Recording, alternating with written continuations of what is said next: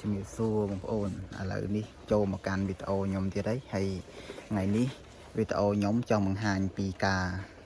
កាត់ដើមពេញប៉ោះពួកឯការងារខ្ញុំបងប្អូនដឹងស្រាប់ហើយខ្ញុំធ្វើនៅតែកន្លែងពេញប៉ោះទេពួកឯកន្លែងខ្ញុំនេះមានពេញប៉ោះតែមួយមុខអញ្ចឹងហើយថ្ងៃហ្នឹងជាការងារដែលត្រូវកាត់ដើមចាស់ចោលដែលខ្ញុំធ្លាប់បង្ហាញថាដើមចាស់ហ្នឹងវាចិត្តអស់ឥឡូវគឺអស់ផ្លែហើយគឺយើងបេះផ្លែអស់ហើយឥឡូវយើងត្រូវកាត់ដើមចាស់ចោលដោយសារតាដើមចាស់នេះវាអស់ផ្លែអញ្ចឹងយើងត្រូវកាត់ដើមចោលហើយអាដើមថ្មីនេះគឺវាធំបាត់ទៅហើយ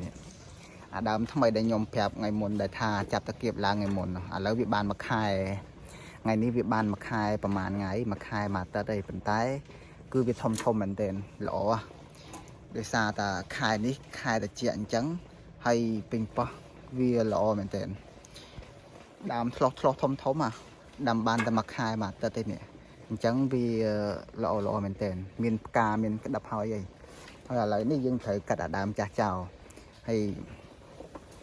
ចាំមើលខ្ញុំបង្ហាញបងប្អូនអំពីការកាត់ដើមបន្តិចដោយសារតែការកាត់ដើមនេះគឺត្រូវការប្រយ័ត្នប្រយែងមែនទែននេះបងប្អូន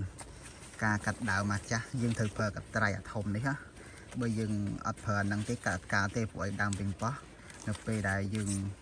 ដាំវាដើមចាស់ទៅគឺដើមវារឹងគល់វាធំអញ្ចឹងពិបាកកាត់អញ្ចឹងទៅប្រើកត្រៃធំនេះហើយកត្រៃធំហ្នឹងមុតទៅណាបងប្អូនកាត់ប្រយ័ត្នមែនទែនអានេះបើត្រូវដៃដាច់ដៃបើត្រូវដៃដឹងអាចដាច់ដៃហើយព្រោះអីមុតមុតមែនទែនហើយអញ្ចឹងយើងជាមួយខ្ញុំកាត់ឲ្យបងប្អូនមើលព្រោះអាហ្នឹងយើងប្រយ័ត្នទៅណាដោយសារតែដើមហ្នឹងគឺវានៅញ៉ៃចូលគ្នាអាដើមយើងទឹមដាំហ្នឹងគឺវាស្លឹកពេញហ្នឹងហើយវាធំអញ្ចឹងហើយយើងត្រូវកាត់ប្រយ័ត្នបន្តិចយើងវែកវាមើលអានេះអាដើមចាស់អញ្ចឹងណា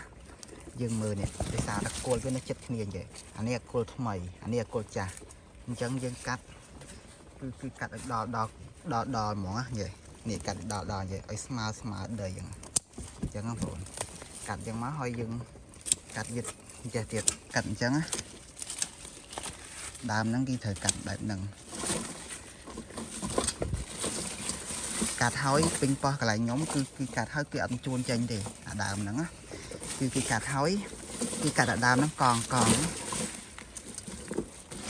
កាត់វាជាកងទៅហើយយើងដាក់ចុះខាងក្រោមរងបងប្អូននេះយើងកាត់ប្រហែលជាប្រវែង1ម៉ែត្រកន្លះអញ្ចឹងណាហើយយើងរុញវាចូលខាងក្រោមរងចេះយើងរុញវាចូលខាងក្រោមរងអញ្ចឹងទៅយើងអត់មានរើវាចេញតាណាទេអានេះព្រោះអានេះវាជាដើមចាស់លើកទី1ទៅតាដើមចាស់នេះអាដើមចាស់ហ្នឹងចូលលើកទី1ហើយអាដើមថ្មីនេះបានយើងកាត់ម្ដងទៀតអាហ្នឹងបានយើងយកទៅបោះចោលសរុបហ្មងតែសម្រាប់លើកទី1ហ្នឹងគឺគេដាក់ខាងក្រោមរងអញ្ចឹងរុញវាចូលក្រោមរងផុតទៅ